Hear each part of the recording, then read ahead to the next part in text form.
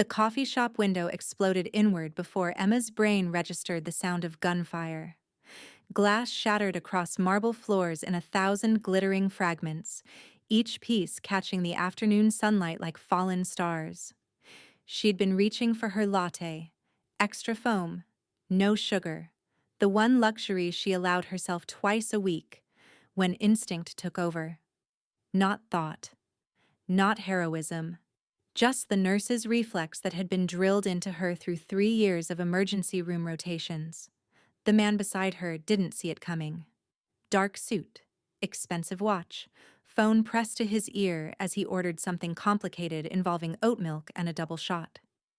He was laughing at whatever the person on the other end had said, completely unaware that the red laser dot dancing across his chest meant someone had decided today was the day he died.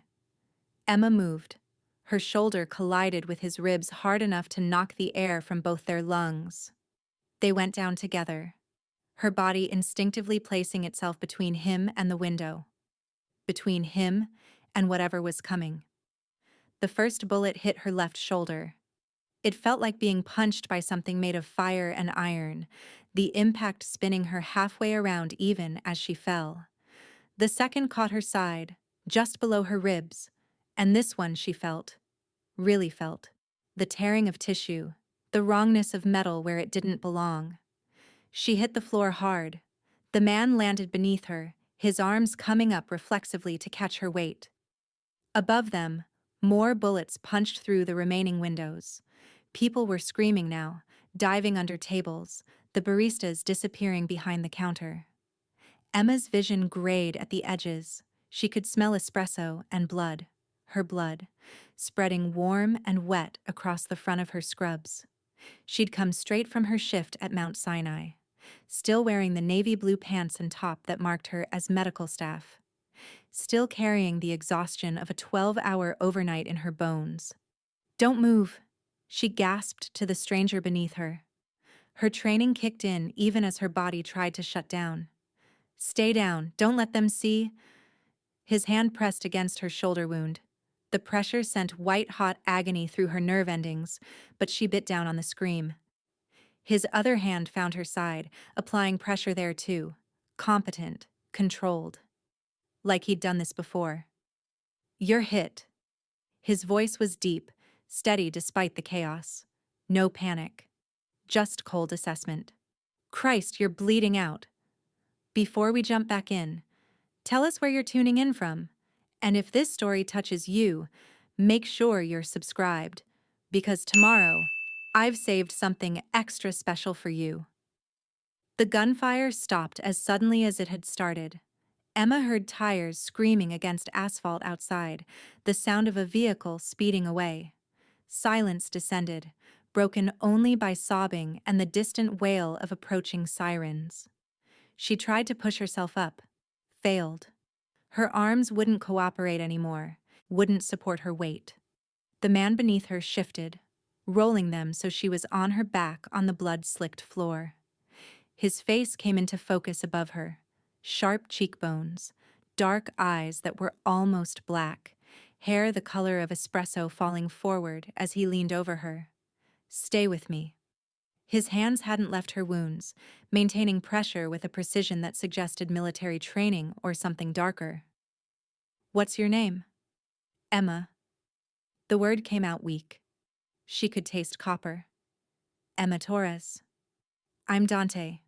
He looked up, his voice cracking like a whip. "Someone call 911, now." "Already called." Someone stammered from behind the counter. Emma's medical training cataloged her own injuries with detached efficiency. Gunshot wound to left shoulder, possibly arterial damage based on the blood loss. Second wound to right flank, unknown depth and trajectory. Shock setting in, blood pressure dropping. She had maybe 10 minutes before she lost consciousness, maybe 20 before she bled out if the wounds weren't packed properly. "You need to apply more pressure," she told Dante, her nurse's voice somehow steadier than her civilian one. "The shoulder. It's arterial. You have to—" "I know." He pressed harder and she couldn't stop the cry that escaped. I'm sorry. I'm so sorry. But I have to. Footsteps pounded toward them. Men in dark suits, moving with the coordinated efficiency of trained security. They surrounded Dante in a protective circle, weapons drawn, scanning for threats. "Sir, we need to move you." The speaker was a mountain of a man with a scar bisecting his left eyebrow. "Now, before NYPD arrives." "I'm not leaving her." Dante's voice carried absolute authority, the kind that brooked no argument. "She took bullets meant for me. We're not leaving her to die on this floor." "Dante, that's an order, Marco." He turned those dark eyes back to Emma. "Can you hold on? Just a few more minutes?" She wanted to tell him that minutes mattered, that every second of blood loss decreased her chances, that she'd seen enough gunshot victims in the ER to know her odds weren't good. Instead, she just nodded, conserving what strength she had left. The sirens were closer now. Emma could see red and blue lights flashing through the destroyed windows. Help was coming. She just had to stay conscious a little longer. "Your father's en route," another man said, this one older with silver threading through his dark hair. "He's... Jesus Christ, Dante. He's going to lose his mind when he sees this. My father can get in line behind everyone else who wants me dead." Dante's jaw was tight, but his hands on Emma's wounds remained steady, gentle despite the necessary pressure. "Right now, this woman is the priority. She saved my life. We make sure she survives." The world was starting to fade around the edges, sound becoming distant and dreamlike. Emma fought to stay present, to keep her eyes open. She'd survived too much to die on a coffee shop floor. 3 years of nursing school while working 2 jobs, student loans that would take a decade to pay off, an apartment in Queens she could barely afford. She hadn't saved lives in the ER just to bleed out before her 27th birthday. "Emma." Dante's face filled her vision, his hand coming up to cup her cheek. The gesture was oddly tender for a stranger. "Stay with me. Don't you dare die after what you just did. Don't you dare." "Trying," she whispered, not planning on it." Paramedics burst through the door, equipment rattling. Emma recognized the organized chaos of emergency response, had been part of it countless times from the other side. Now she was the patient, the victim. The code red bleeding out while strangers worked to save her life. 2 GSWs, Dante told them, his voice clipped and professional. "Left shoulder, arterial involvement. Right flank, unknown depth. She's been down approximately 4 minutes. Pressure maintained on both wounds." The lead paramedic, a woman with kind eyes and competent hands, gave him a sharp look. "You have medical training?" "Something like that." He moved back as they took over, his hands finally releasing Emma's wounds. They were covered in her blood, crimson staining his expensive shirt cuffs. "Take care of her. Whatever it costs, whatever she needs. I'm covering everything." "Sir, you need to step back." "I'll step back when I know she's stable." Emma felt hands assessing her, voices calling out vitals and treatment plans. An IV needle slid into her arm. Oxygen mask covered her nose and mouth.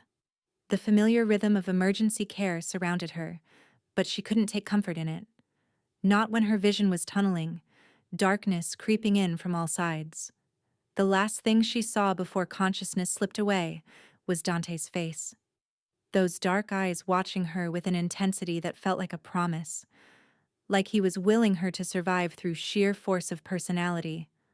Then nothing. Emma woke to the steady beep of monitors and the antiseptic smell of hospital. Not Mount Sinai. She knew that facility's particular scent by heart. Somewhere else. Somewhere quieter, with softer lighting and what looked like actual artwork on the walls instead of generic inspirational posters. Her shoulder throbbed with a deep bone-level ache that meant serious surgical repair. Her side felt tight, constricted by bandages and whatever else they'd done to keep her internal organs where they belonged. She tried to sit up and immediately regretted it. Easy. A nurse appeared at her bedside, gently pressing her back against the pillows. You've been through major surgery. 2 hours in the OR. You're lucky to be alive. How long? Emma's voice came out rough, her throat raw from intubation. 18 hours since you came in. It's Wednesday morning. The nurse, her badge read, Patricia, checked the monitors with practiced efficiency. You're at Lenox Hill, private wing. Someone made very sure you'd get the best care available. Memory crashed back. The coffee shop. The bullets. The man in the expensive suit whose life she'd saved without thinking. Dante. There's someone who's been waiting to see you. Patricia's expression was carefully neutral. He's been here since they brought you out of surgery. I've tried to send him home 3 times. He won't leave. Before Emma could ask who, the door opened. Dante walked in, and she barely recognized him. Gone was the pristine suit. He wore dark jeans and a black t-shirt, both rumpled like he'd slept in them. His hair was disheveled, stubble darkening his jaw. He looked exhausted and relieved in equal measure. You're awake. He crossed the room in 3 long strides, stopping at the foot of her bed like he wasn't sure how close he was allowed to come. How do you feel? Like I got shot twice. Emma managed a weak smile. But alive. So that's something. That's everything. His hands gripped the bed rail, knuckles white with tension. Emma, what you did, there aren't words. You don't even know me. Why would you? Instinct. She shifted slightly, trying to find a position that hurt less. Failed. I saw the laser sight. Saw you were about to die. My body moved before my brain caught up. Dante shook his head slowly, something like wonder in his expression. Most people freeze, or run. You threw yourself in front of bullets. I'm a trauma nurse. We run toward the crisis, not away from it. She studied him, taking in details she'd missed while bleeding out on the floor. Mid-30s, maybe. Expensive even in casual clothes. That t-shirt was designer. The jeans probably cost more than her monthly rent. But it was his eyes that caught her. Dark and intelligent and carrying weight that had nothing to do with age. Who are you really? And why was someone trying to kill you in a coffee shop? He was quiet for a long moment. Then he pulled up a chair and sat, leaning forward with his elbows on his knees. My name is Dante Valentino. My father is Lorenzo Valentino. You might have heard of him. Emma had. Everyone in New York had. Lorenzo Valentino ran half of Manhattan's waterfront, controlled unions and construction contracts, and operated with the kind of power that made prosecutors nervous. The newspapers called him a legitimate businessman. The streets knew better. Mafia, she said flatly. Family business. Dante's expression didn't change. I'm his only son, his heir, which makes me a target for anyone who wants to weaken his position. So I jumped in front of a bullet meant for mob royalty. Emma laughed, then immediately regretted it as pain lanced through her side. That's just perfect. My mother would have loved that. Would have? She died when I was 19. Breast cancer. Emma didn't know why she was sharing this with a stranger. Maybe the pain medication, maybe the near-death experience. It's why I became a nurse, wanted to help people, the way the nurses helped her at the end. Something softened in Dante's eyes. I'm sorry. That must have been unbearable. It was. But it also gave me purpose. She looked down at her bandaged shoulder, the IV line running into her arm. Speaking of which, how bad is the damage? And please don't sugarcoat it. I can handle medical truth. The shoulder will heal completely with physical therapy. No permanent nerve damage, though you'll have significant scarring. He spoke with the precision of someone who'd demanded detailed information from multiple doctors. The flank wound was more serious. They had to remove part of your spleen. One of your ribs was fractured by the bullet, but nothing that won't heal, given time. Time she couldn't afford. Emma's mind immediately went to practical concerns. Her job, her bills, her apartment lease that was up for renewal next month. How long until I can go back to work? Minimum 6 weeks for light duty, 3 months before you can return to full trauma nursing. Dante must have seen something in her face because his expression hardened. Don't even think about going back sooner. You could rupture the surgical repairs. I have bills, rent, student loans that don't care if I'm recovering from gunshot wounds. Already handled. Emma's head snapped up. Excuse me? Your rent for the next 6 months. Your student loans. Paid in full. Your medical bills from this hospital and any follow-up care. Covered. Dante held up a hand as she started to protest. Before you argue, understand that this is non-negotiable. You took bullets meant for me. The least I can do is make sure you don't lose your home while recovering from saving my life. You can't just... Emma struggled to form words around the enormity of what he was saying. Her student loans alone were over $80,000. That's too much. I didn't save you expecting payment. I know. That's exactly why you're getting it. He leaned back in the chair, some of the tension leaving his shoulders. Emma, you jumped between me and gunfire without a second thought. You nearly died. Most people would demand a reward for that kind of heroism. You're arguing that you don't deserve one. That tells me everything I need to know about who you are. And who are you? She met his eyes steadily. Because rich guys don't usually hang around hospitals for 18 hours waiting for strangers to wake up. I'm someone who pays his debts. His voice went quiet, almost vulnerable. I'm someone who's been targeted for death since I was old enough to understand what my last name meant. And I'm someone who's never had anyone risk their life for mine without calculation or expectation of benefit. The honesty in his words hit harder than Emma expected. She could see it now. The weight he carried, the constant vigilance, the price of being Lorenzo Valentino's heir. Dante lived in a world where loyalty was bought and betrayal was commonplace, where someone throwing themselves in front of bullets for a stranger was probably incomprehensible. I need to see my phone, Emma said finally. My roommate must be freaking out. And my supervisor at the hospital. Your roommate knows you're here and safe. So does your supervisor. Dante pulled her phone from his pocket and handed it over.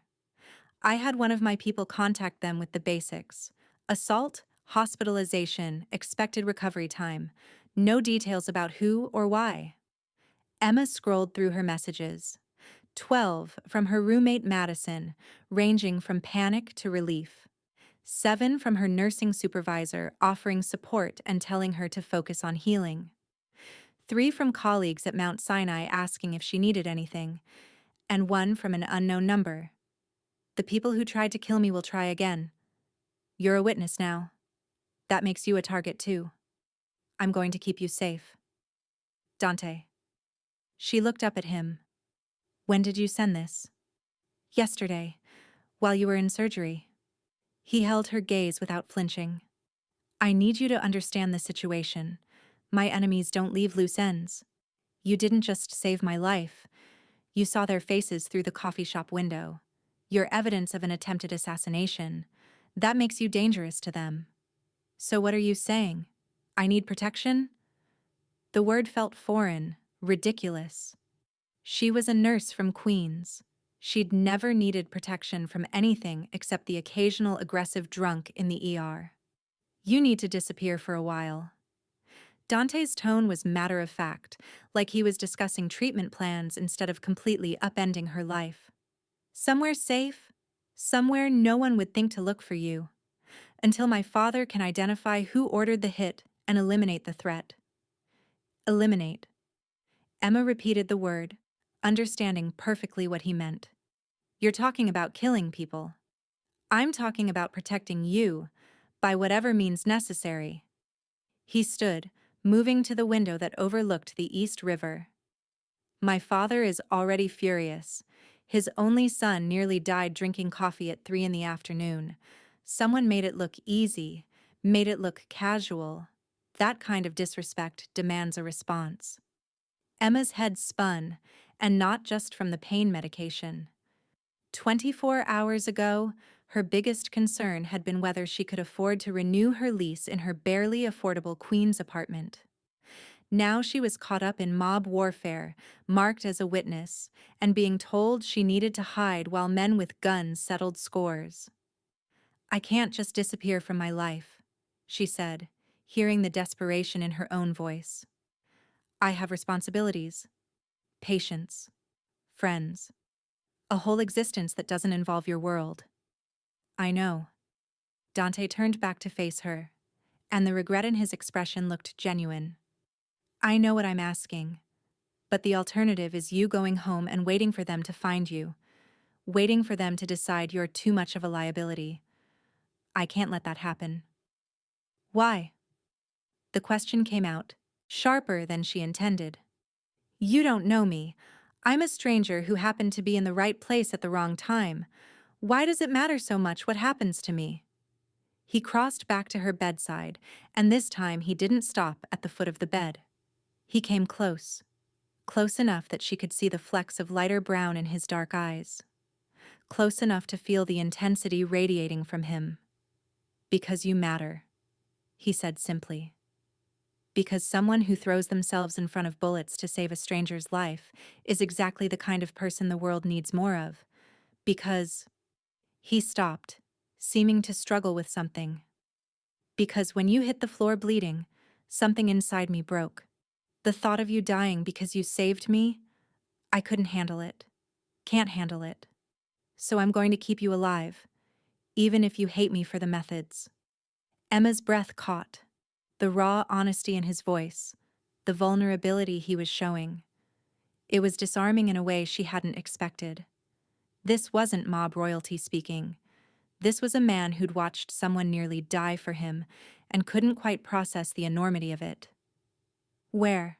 she asked quietly. "Where would I go? I have a house upstate, completely off the grid. My father doesn't even know about it. It's mine, purchased under shell companies, totally anonymous."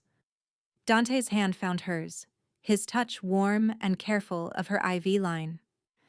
"You'd have round-the-clock security, everything you need, and you'd be safe while you heal and while we handle the threat." "For how long?"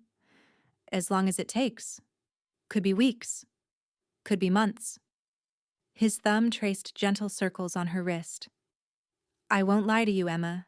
This is your life now. The moment you jumped in front of those bullets, everything changed. I'm sorry for that, but I'm not sorry you survived." Patricia returned, carrying a tray of medications. She gave Dante a pointed look. "She needs rest. Real rest. Not the kind interrupted by intense conversations about things I'm pretending not to hear." "5 more minutes," Dante said. 2. Patricia administered the medications efficiently. "Then you leave and let my patient recover. Doctor's orders." As the nurse left, Emma felt exhaustion pulling at her. The medication was working, drawing her back toward sleep, but she forced herself to focus on Dante's face. "Okay," she said. "I'll go to your safe house. I'll let you protect me, but on one condition." "Name it." "You tell me the truth. All of it. Who your father really is. What your family does. What kind of world I just stumbled into." She held his gaze. "I deserve to know what I'm walking into. No sanitized version. No protecting my delicate sensibilities. The truth." Dante was quiet for a long moment. Then he nodded. "Deal. Once you're cleared for discharge, we'll go to the house, and I'll tell you everything. The good, the bad, and the things that will make you question whether you should have let me die in that coffee shop." "I wouldn't have," Emma said, her eyes already drifting closed. "Even knowing all this, I still wouldn't have." "I know." His hand squeezed hers gently. "That's what scares me most about you, Emma Torres. You're genuinely good. And my world has a tendency to destroy good things. She wanted to argue, to tell him he was wrong, that she was tougher than he thought. But sleep was claiming her, dragging her down into darkness that promised no nightmares. Just rest. Just healing. The last thing she felt before consciousness slipped away was Dante's hand still holding hers, solid and warm and surprisingly gentle for someone born into violence. Emma was discharged on Friday afternoon, 5 days after the shooting. The doctors wanted her to stay longer, but Dante had other plans. Private medical care, he'd explained. A full staff at the upstate house, including a physician who specialized in gunshot recovery. The kind of resources that made hospital administrators nervous and cooperative in equal measure. She left through a service entrance, wheelchair mandatory despite her protests. Marco, the mountain of a man with the scarred eyebrow, pushed her while Dante walked ahead, his eyes constantly scanning their surroundings. 2 other security guards flanked them, hands inside their jackets where Emma knew weapons lived. The SUV waiting at the curb had windows tinted so dark they were probably illegal. Marco lifted her into the back seat with surprising gentleness for someone his size. Dante slid in beside her, and they were moving before her door fully closed. 2 hours to the house, Dante said, buckling her seatbelt with careful attention to her injuries. We'll stop if you need anything. Bathroom, food, whatever. Emma watched Manhattan slide past through the tinted glass, her city. The place she'd lived for 8 years, worked for 3, built a life she'd been proud of. Now she was leaving it behind, running from people she'd never met who wanted her dead for the crime of being heroic. Tell me about your father, she said, turning to face Dante. You promised truth. Start there. He was quiet for a moment, his jaw working like he was choosing words carefully. Then he sighed and leaned back against the leather seat. Lorenzo Valentino came to New York from Sicily when he was 19. He had nothing. Literally nothing except a cousin's address and enough English to order food. Dante's voice was measured, factual. He worked construction for 2 years. Legitimate work, hard labor that destroyed his back. But he was smart. Started noticing things. How materials disappeared from sites. How union bosses controlled who worked and who starved. How money flowed through the construction industry like water, and nobody was watching where it went. Emma listened, watching his profile as he spoke. This wasn't the sanitized mob history from movies. This was personal, complicated. He built relationships, made himself valuable. By the time he was 25, he controlled 3 unions and had his hands in every major construction project in Lower Manhattan. Dante glanced at her. All still technically legal. Aggressive business practices, sure, but legal. When did that change? When someone tried to take what was his. His expression hardened. A rival, Giancarlo Russo, decided my father had too much power. Sent men to burn down the office where my father kept his records. My mother was working late that night. She was 6 months pregnant with me. Emma's breath caught. What happened? My father got her out, carried her down 4 flights of stairs through smoke and fire. She survived. I survived. But the building burned, and with it, any pretense that my father would play by legitimate rules. Dante's hands clenched into fists on his thighs. He went to war. Real war. By the time I was born 3 months later, the Russo family was destroyed. Not arrested, not bankrupted. Destroyed. Bodies in the Hudson. Businesses seized. Their name erased from the city. And your father? Became exactly what people feared he could be. Powerful. Untouchable. Willing to do whatever it took to protect what was his. Dante turned to face her fully. He's not a good man, Emma. I won't pretend he is. He's ordered deaths, committed violence, built an empire on fear and calculated brutality. But he also has rules. Lines he won't cross. He doesn't touch civilians. Doesn't deal drugs or human trafficking. Focuses on traditional rackets. Unions, construction, garbage collection, some gambling. Old school organized crime with old school ethics, if you can call it that. Emma processed this, trying to reconcile the brutal reality with the man sitting beside her. And you? Where do you fit in all this? I'm his heir whether I want to be or not. Bitterness crept into Dante's voice. I was raised for this. Private schools that taught me how to move in legitimate circles. Wharton Business School, MBA in finance. My father wanted me to have options he never had. Wanted me educated enough to run the legal businesses and smart enough to protect the illegal ones. But I also got military training from ex-special forces guys my father hired, combat tactics, weapons proficiency, how to kill efficiently and survive ambushes. He met her eyes. I'm 29 years old. I've killed 4 men.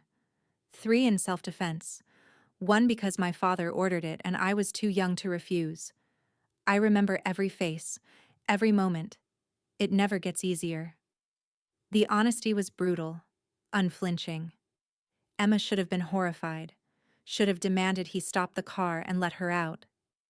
Instead, she found herself studying his face, seeing the weight of those deaths in the lines around his eyes. "Why are you telling me this?" she asked quietly. "Most people in your position would lie, make themselves seem less dangerous. Because you asked for truth, and because—" He stopped, seeming to struggle with something. "Because I need you to understand what you've walked into. The world I exist in doesn't forgive weakness or ignorance. If you're going to survive being connected to me, you need to see clearly. No rose-colored glasses. No illusions about who I am or what my family does." The SUV had left the city behind, trees and open space replacing concrete and steel. Emma watched the landscape change, feeling like she was traveling to another world. Which, in a way, she was. "The people who tried to kill you," she said. "Do you know who they were?" "We're working on it. My father has people analyzing everything. The weapons used, the vehicle, witness descriptions." Dante's phone buzzed. He glanced at it, frowned, and typed a quick response. "Early indicators suggest it might be the Calabrese family. They've been pushing into territory my father controls, testing boundaries. And if it was them, then they'll learn why you don't test Lorenzo Valentino's boundaries." The cold certainty in his voice sent a shiver down Emma's spine. "My father doesn't negotiate with people who try to kill his son. He eradicates them." They drove in silence for a while. Emma felt exhaustion pulling at her, the pain medication making her thoughts fuzzy. She must have dozed off because the next thing she knew, Dante was gently shaking her shoulder. "We're here." The house wasn't what Emma expected. She'd imagined something gaudy, ostentatious, the kind of mansion that screamed mob money. Instead, she found a sprawling craftsman-style home nestled into the hillside, all natural wood and stone that blended into the surrounding forest. Warm light glowed from the windows. Smoke curled from a stone chimney. It looked like home. "I bought this place 3 years ago," Dante said, as Marco opened the door and helped her out. "Used shell companies, cash purchases, layers of legal protection. My father knows I have property upstate, but not the exact location. This is mine. The only place in the world that's truly mine." A woman emerged from the front door, petite with silver-streaked dark hair pulled into a bun. She wore jeans and a cable-knit sweater, her face lined with years but her eyes sharp and kind. This must be Emma. Her accent was Italian, softened by decades in America. "I'm Rosa. I manage the house, cook, and generally keep things running. Welcome, dear. Let's get you inside before you fall over." The interior was even warmer than the exterior suggested. Hardwood floors, exposed beams, furniture that looked comfortable rather than expensive.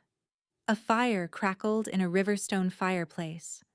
The scent of something savory wafted from what Emma assumed was the kitchen. "Your room is upstairs," Rosa said, already moving toward the staircase. "First door on the right. I've made sure everything you might need is there. Dante sent your sizes ahead. Clothes, toiletries, medications. Dr. Chen will be by tomorrow morning to check your wounds." Emma followed, Dante close behind in case she stumbled. Each step sent pain lancing through her side, but she gritted her teeth and kept climbing. She wouldn't be carried like an invalid, wouldn't show weakness, even though her body was screaming for rest. The bedroom took her breath away. Floor-to-ceiling windows overlooked the forest, morning light filtering through trees that were just beginning to show autumn colors. A massive bed dominated one wall, covered in soft cream linens. A sitting area with a leather chair and ottoman faced the windows. Fresh flowers, actual fresh flowers, sat on the dresser. "The bathroom is through there." Rosa pointed to a door on the left. "Walk-in shower with a seat, since you can't stand for long periods yet. Extra towels in the cabinet. I've put a chair in the shower to make things easier."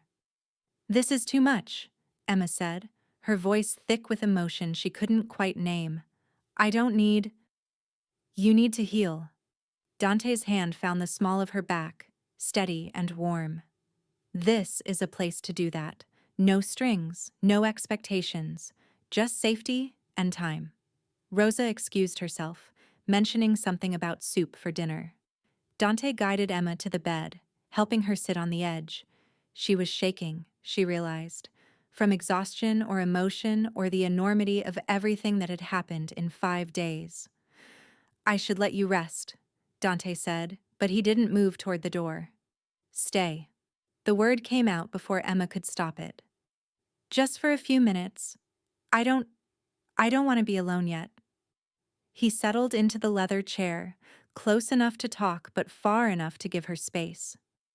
They sat in comfortable silence, Emma's eyes drifting toward the windows where late afternoon sun painted everything gold. "Thank you," she said finally, "for all of this. Even if it's too much, even if I don't know how to accept it. Thank you. You saved my life, Emma. This is the least I can do." He leaned forward, elbows on his knees. "Get some rest. We'll talk more over dinner if you're feeling up to it. If not, Rosa will bring you soup in bed and we'll try again tomorrow." After he left, Emma lay back against the pillows, her body finally relaxing into the soft mattress. Through the windows she could see trees swaying in a breeze she couldn't feel. Birds she couldn't name flitted between branches. The world continued, peaceful and oblivious to the violence that had brought her here. She touched her shoulder, feeling the bulk of bandages under the soft t-shirt someone had dressed her in. 2 bullets. She'd taken 2 bullets for a man she didn't know, a man whose world was built on violence, and whose father terrified federal prosecutors. But he'd also held her hand while she bled, stayed by her hospital bed for 18 hours, brought her to this beautiful, peaceful place, and asked nothing in return except that she heal. Emma closed her eyes, letting exhaustion drag her toward sleep. Tomorrow she'd process everything. Tomorrow she'd figure out what it meant to be under the protection of the Valentino family. Tomorrow she'd decide if she'd made a terrible mistake or the best decision of her life. Tonight, she just needed to rest. Emma woke to darkness and the sound of rain against the windows. For a disorienting moment she couldn't remember where she was. Not her apartment in Queens. Not the hospital. Somewhere else. Somewhere that smelled like cedar and wood smoke. Memory returned. The safe house. Dante. The strange new reality of her life. Her phone on the nightstand showed 9:47 p.m. She'd slept for 5 hours. Her body felt heavy, drugged with pain medication and exhaustion. But she also felt something else. Hunger. Real hunger. Not just the hollow ache of missed meals. Emma pushed herself up slowly, testing her injuries. The shoulder throbbed but didn't scream. The side felt tight but manageable. Progress. She made her way to the bathroom, grateful for the chair Rosa had mentioned. The shower was luxury itself. Multiple heads. Hot water that felt like heaven against her skin. She washed carefully around her bandages, letting the heat soothe aching muscles. Clean clothes waited on the counter. Soft gray sweatpants and a loose cream sweater that wouldn't irritate her wounds. Someone had thought of everything. Downstairs, she found Dante in the kitchen.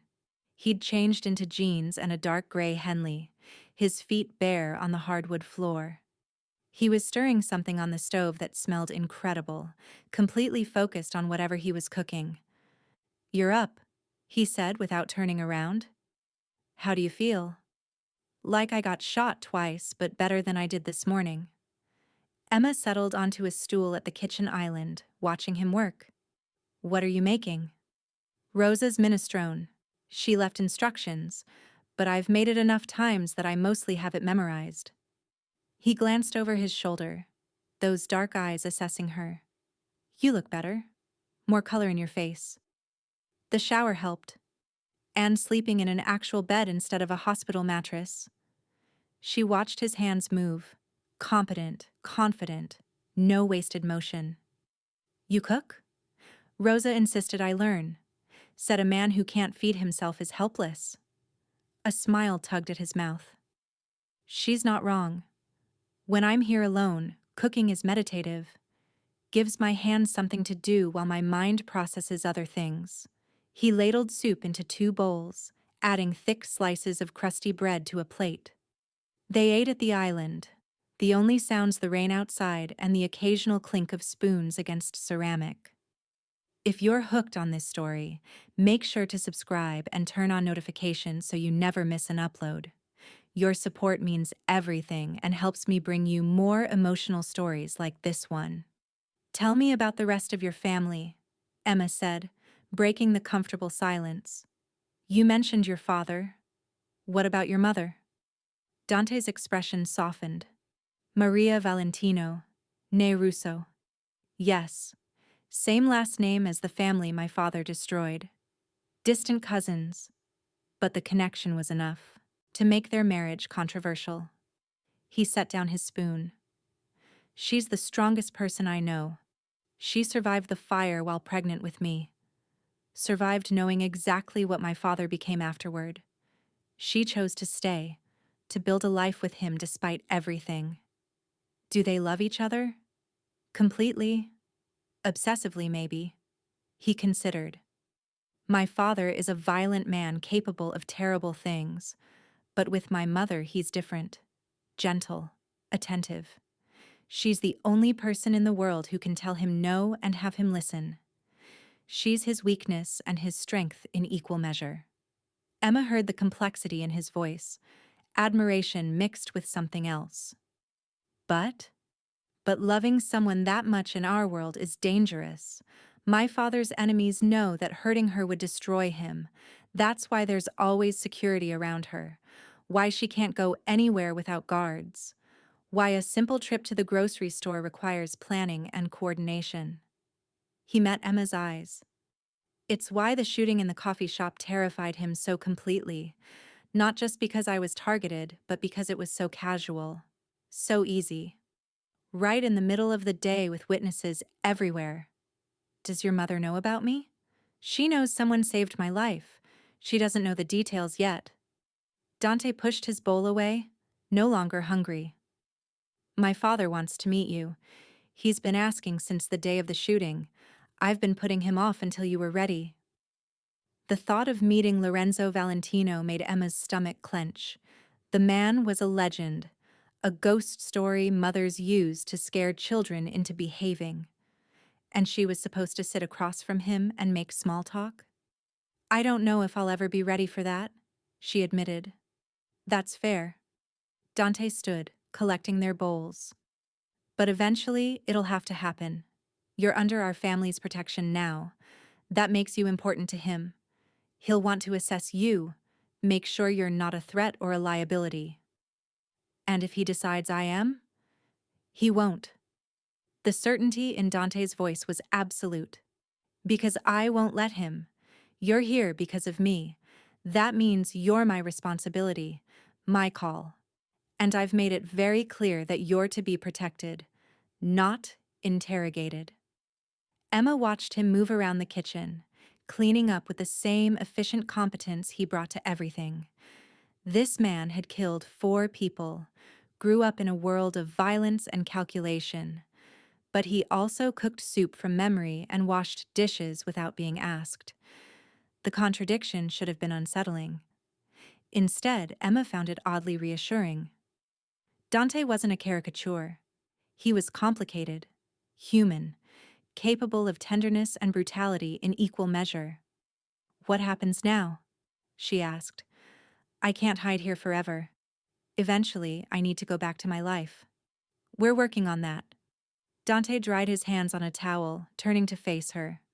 "My father has people investigating the Calabrese family. If they were behind the hit, we'll have confirmation within the week. Once we know for sure, we'll handle it." Handle it meaning kill them.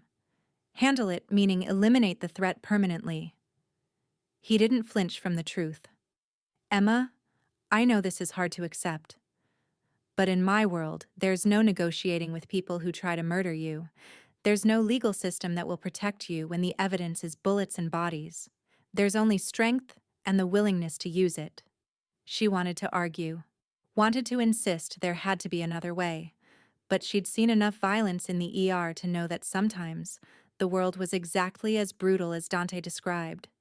Sometimes survival required hard choices and harder actions.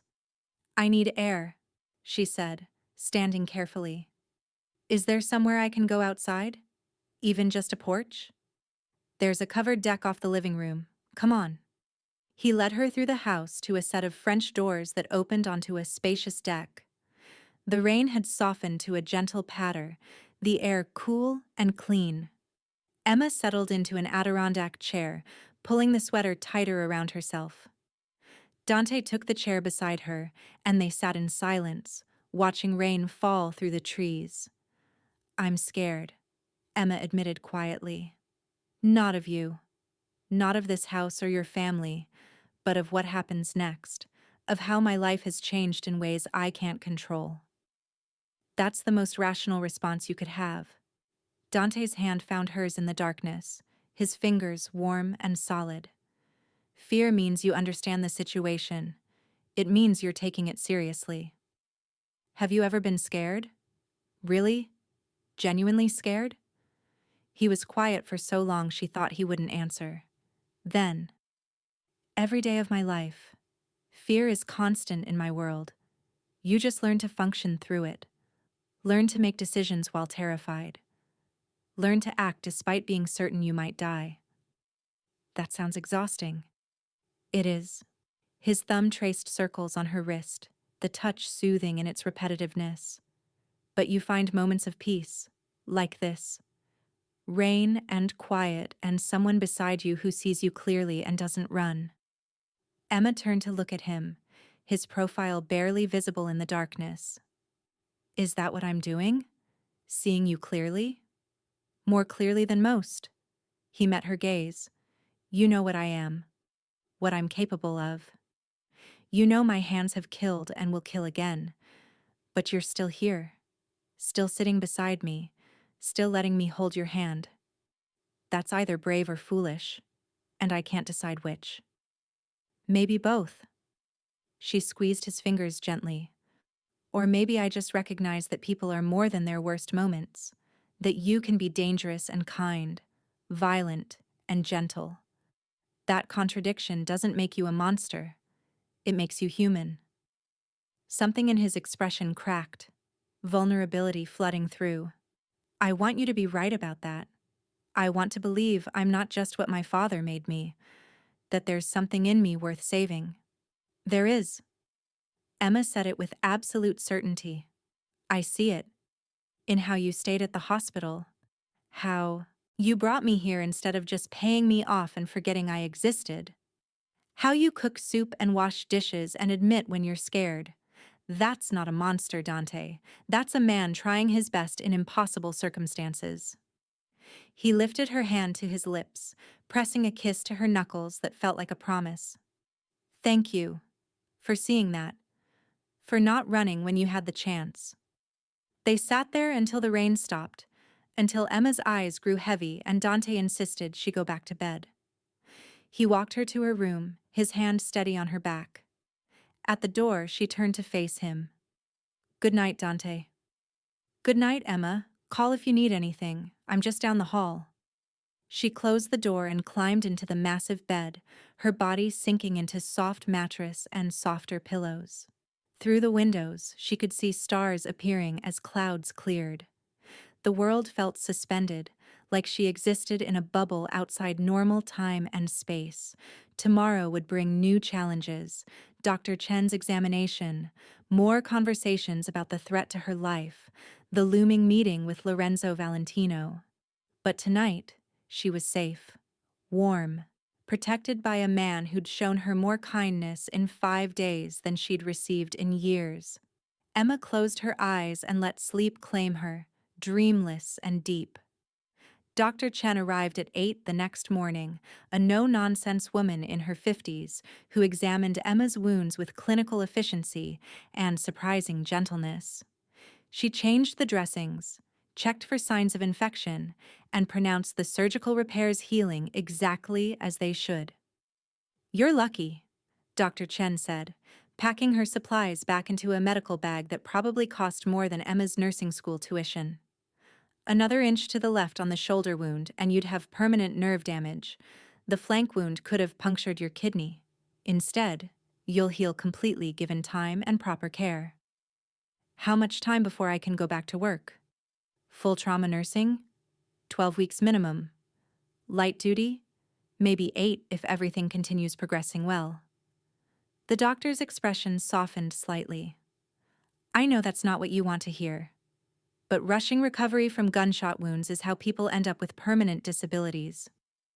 After she left, Rosa appeared with breakfast, scrambled eggs with herbs, toast with real butter, fresh fruit that tasted like summer despite the autumn chill outside. Emma ate on the deck, wrapped in a thick blanket Dante had draped over her shoulders before disappearing into his study for phone calls she wasn't supposed to hear. The days developed a rhythm. Mornings spent reading on the deck, or in the living room by the fire. Afternoons doing the gentle physical therapy exercises Dr. Chen had prescribed.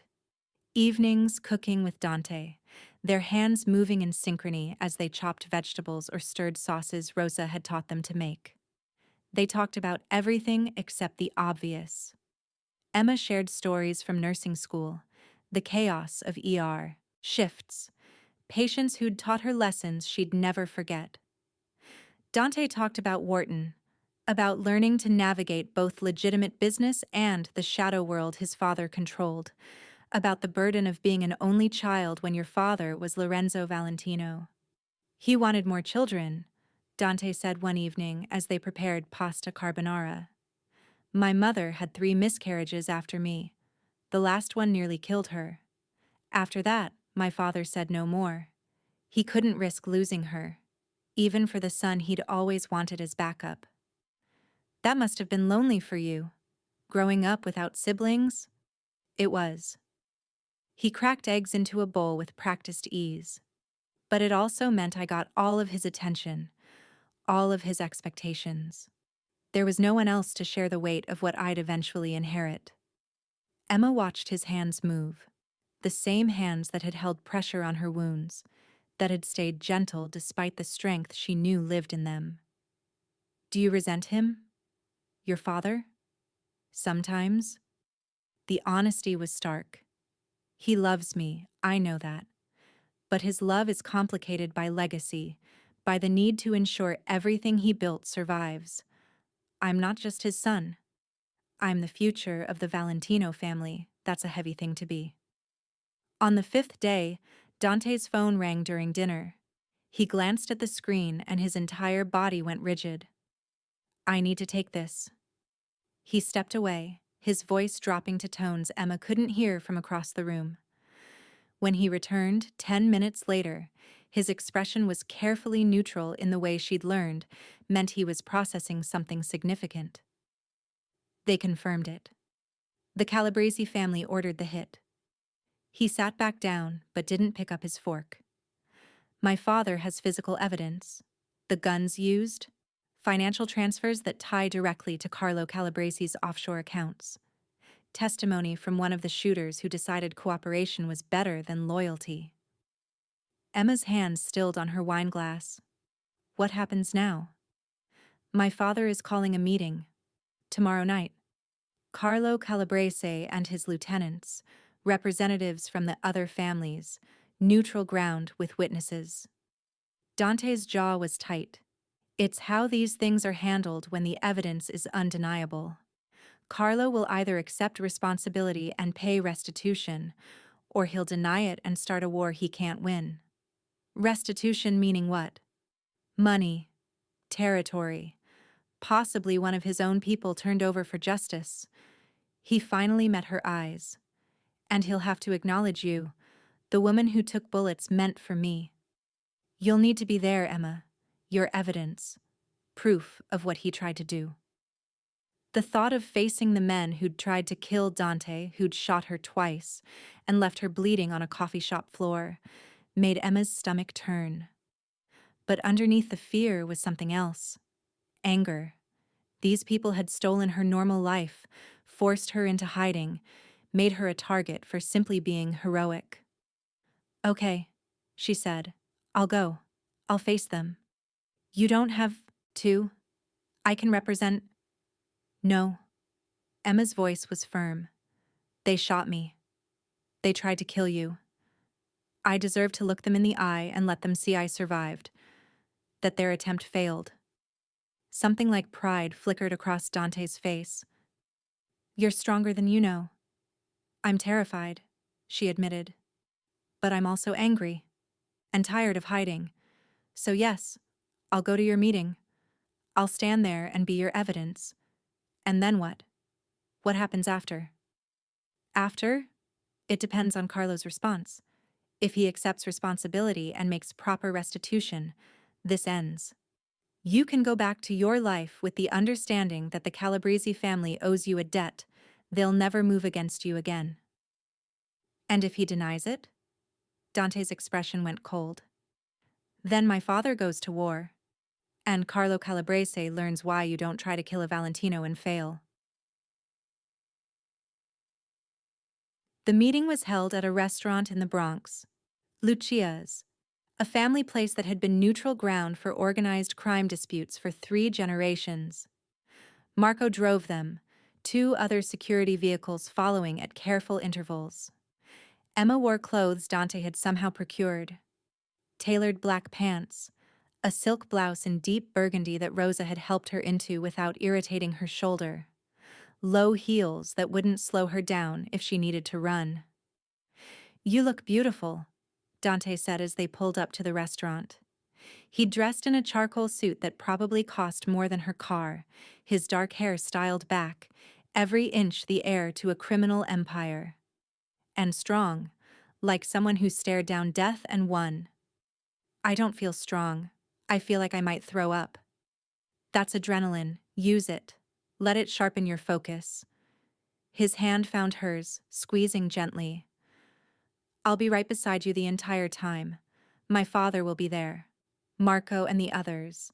You're surrounded by people who will die before they let anyone hurt you. The certainty in his voice should have been comforting. Instead, it reminded Emma of exactly how violent this world was.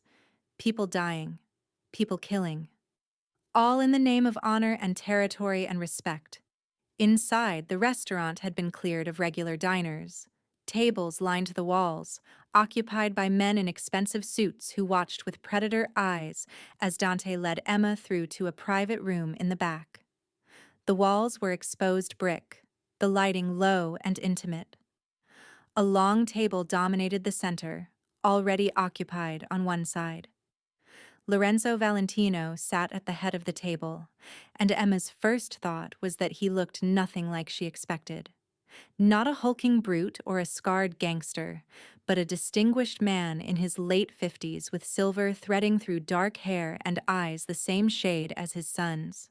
He wore a navy suit that probably cost 5 figures, his posture relaxed, but his gaze absolutely focused. Beside him sat a woman who could only be Maria, petite and elegant, her dark hair showing threads of silver, her eyes kind but sharp. She smiled. At Emma, a genuine expression that carried warmth and understanding. On the other side of the table sat Carlo Calabrese and 3 men Emma assumed were his lieutenants. Carlo was in his 60s, heavy-set with jowls and cold blue eyes that assessed Emma like she was an interesting problem to be solved. His men were younger, harder, with faces that suggested they'd seen violence and dealt it in equal measure. "Ah," Lorenzo said, standing as they entered. "The hero of our story, Emma Torres, who threw herself between bullets and my son."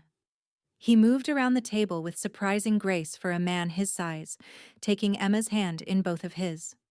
"Thank you. Those words are inadequate, but they're all I have. Thank you for saving Dante's life."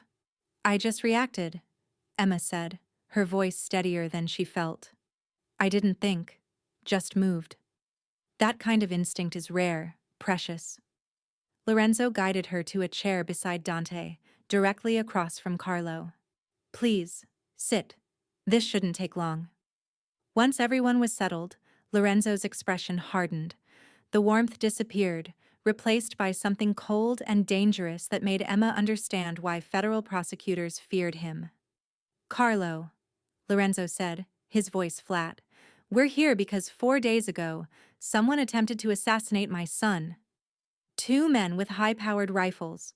Professional hit.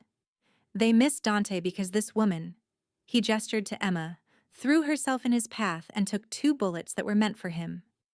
"Tragic," Carlo said, his tone suggesting he found it anything but. "I'm glad the young woman survived, but I don't see what this has to do with me." "Don't insult us both with lies."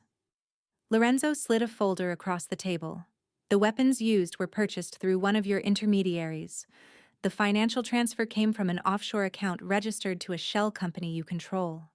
And one of the shooters, currently enjoying my hospitality in a location I won't disclose, has been very forthcoming about who hired him."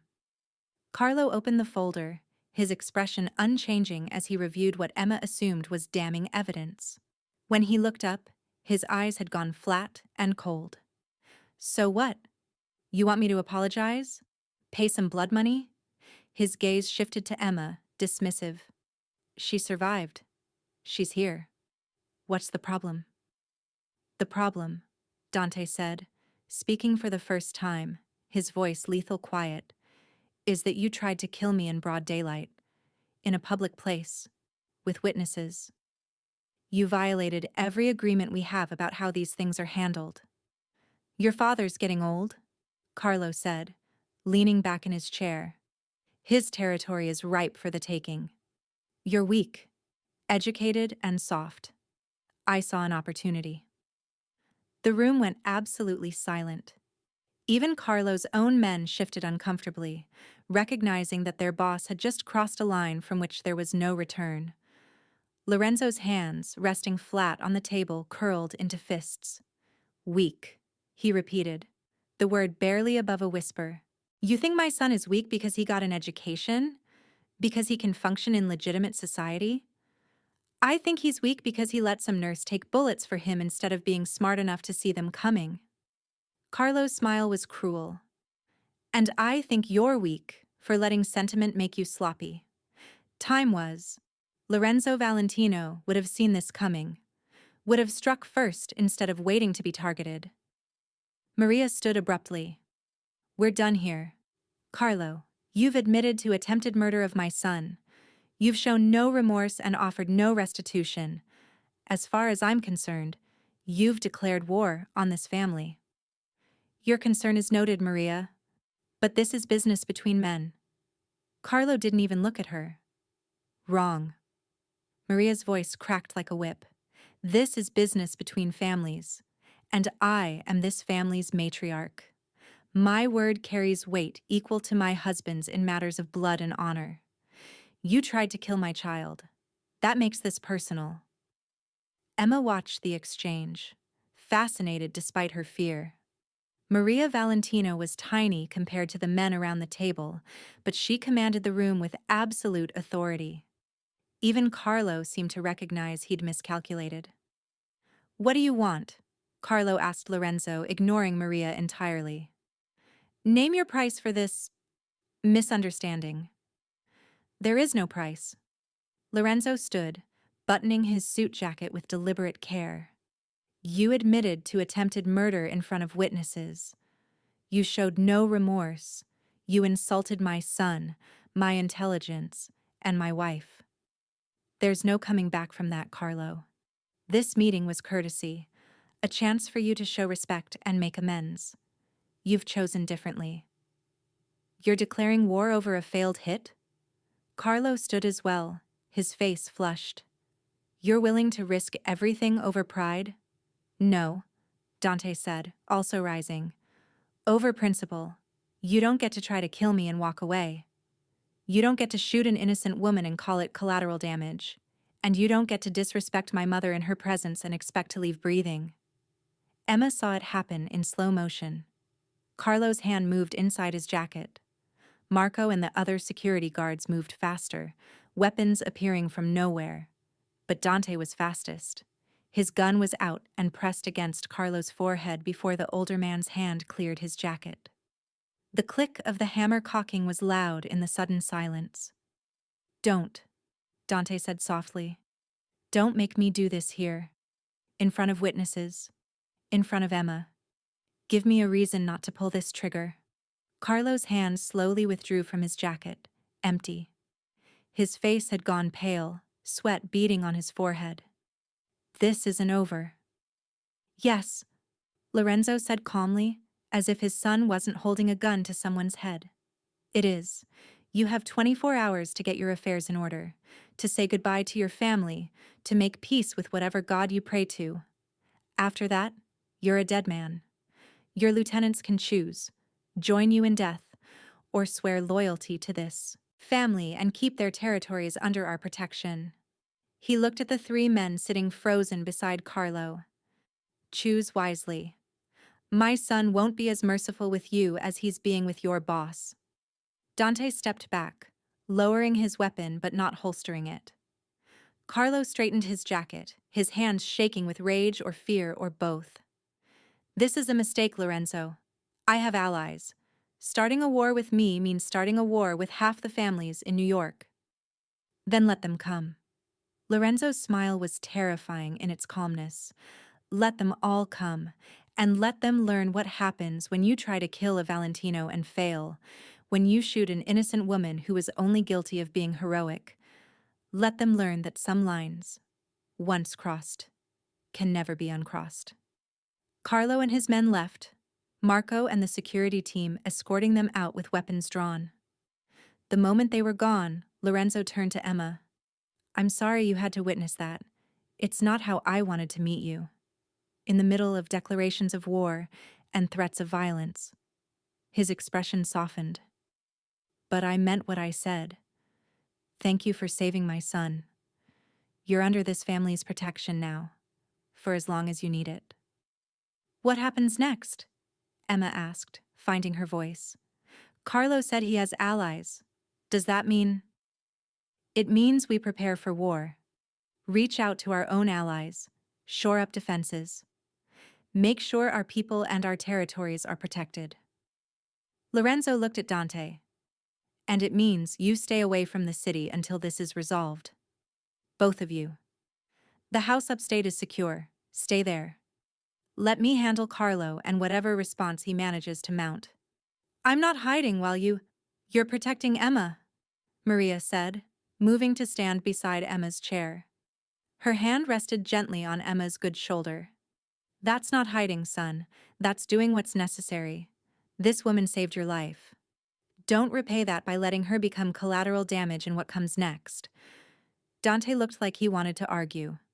Then his eyes met Emma's, and something in his expression softened. "All right. We'll stay at the house, but I want daily updates. I want to know everything that happens. Done. Lorenzo clasped his son's shoulder. And Dante?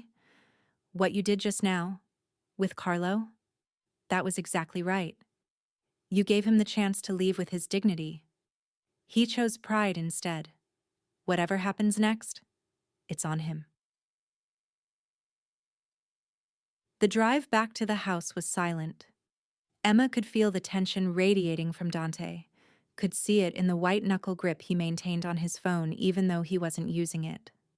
Marco drove fast but carefully, his eyes constantly checking mirrors for tails. You were right to stop, Emma said finally, to give him the chance to walk away. I wanted to pull the trigger. Dante's voice was hollow. Standing there with my gun to his head, knowing he ordered the hit that almost killed you. I wanted to pull the trigger so badly my finger was shaking. But you didn't. Because you were watching. Because I didn't want you to see me become that person.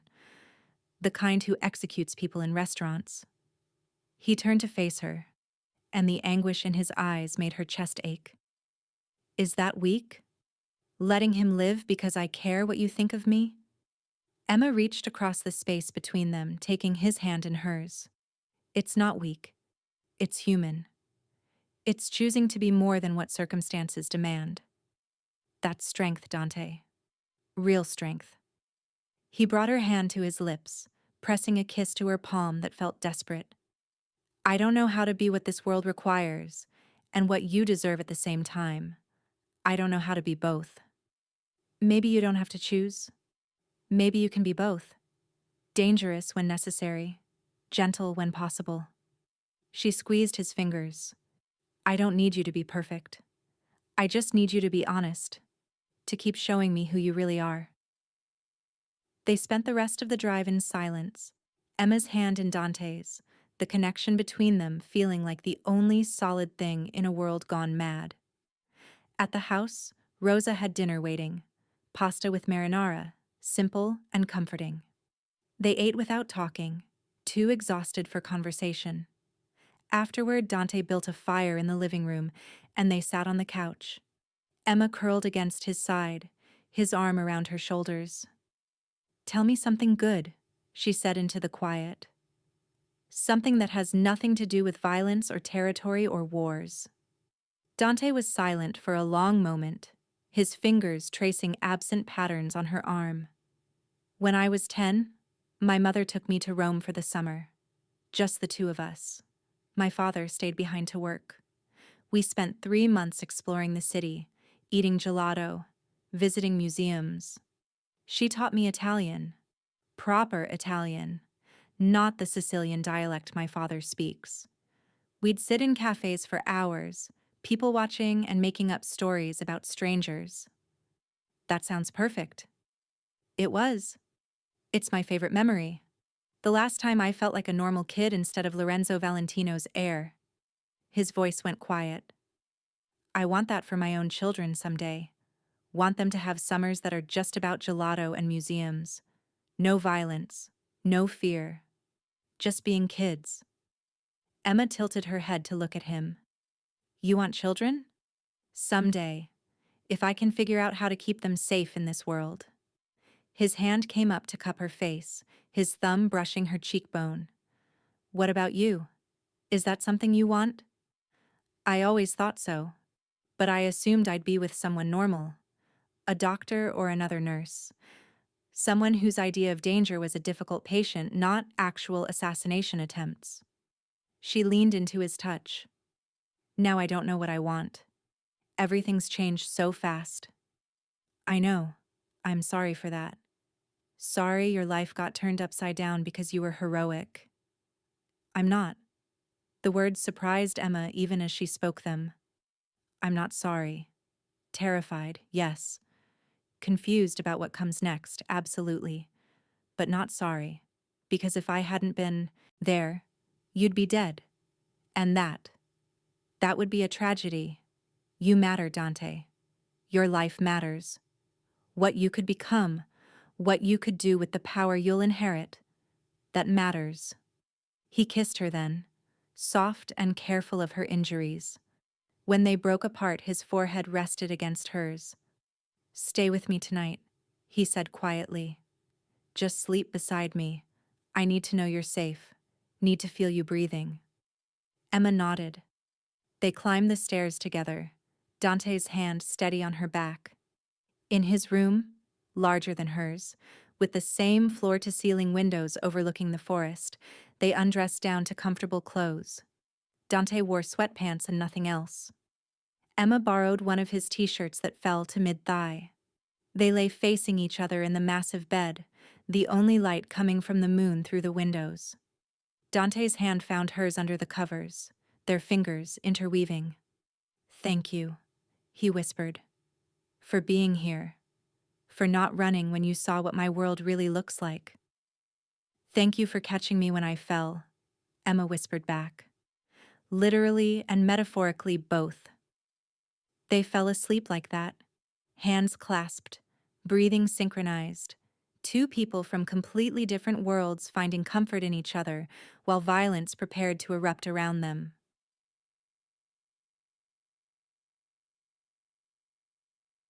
3 days later, the war started. Emma woke to her phone buzzing with an alert, breaking news about a fire at a Calabrese-owned warehouse in Red Hook. No casualties reported, but millions in damages. Arson suspected. By noon, there had been 2 more incidents. A construction site shut down by sudden union action. A restaurant Carlo's nephew managed, closed by health inspectors who found violations that were probably planted. "Your father's sending a message," Emma said, watching news coverage on her laptop. Dante nodded grimly. He'd been on the phone all morning, coordinating with Marco and others whose names Emma didn't know. "He's showing Carlo that war means losing everything: territory, income, respect. It's a calculated escalation. Will it work? Depends on Carlo's pride. If he's smart, he'll reach out through intermediaries, offer proper restitution, and end this before it gets worse." Dante's expression suggested he didn't think Carlo was that smart. If he's stubborn, this escalates until one side breaks completely. That night, they learned Carlo wasn't smart. He responded with his own attack: a car bomb outside one of Lorenzo's legitimate businesses. No one was killed, but 3 people were injured, including a security guard who'd lose his leg. Dante took the call from his father on the deck, Emma watching through the windows as his entire body went rigid with fury. When he came back inside, his expression was carved from stone. "It's open war now. Carlo hit a legitimate business during business hours. Injured civilians." He moved to the liquor cabinet, pouring himself 2 fingers of scotch and downing it in one swallow. "My father's done with half measures. He's mobilizing everyone. This ends with Carlo dead or in prison." "I'm so sorry," Emma said, knowing the words were inadequate. "Don't be sorry. Be angry." Dante poured another drink but didn't raise it to his lips. "Someone tried to kill me, shot you twice. Now they've hurt innocent people who had nothing to do with this. That's what my world looks like, Emma. That's the reality of what I am and what I inherit." She crossed to him, taking the glass from his hand and setting it down. Then she wrapped her arms around him, feeling his body tremble with suppressed rage and helplessness. "You didn't do this," she said fiercely. "Carlo did. He made every choice that led here. Don't take responsibility for his violence." "But I'm part of this world. My existence, my last name. It makes me complicit." "No." Emma pulled back to look at him. "You didn't choose your birth. You didn't choose your father's profession. You're doing the best you can with circumstances you didn't create. That's all any of us can do." He kissed her, desperate and deep, his hands gentle despite the obvious need.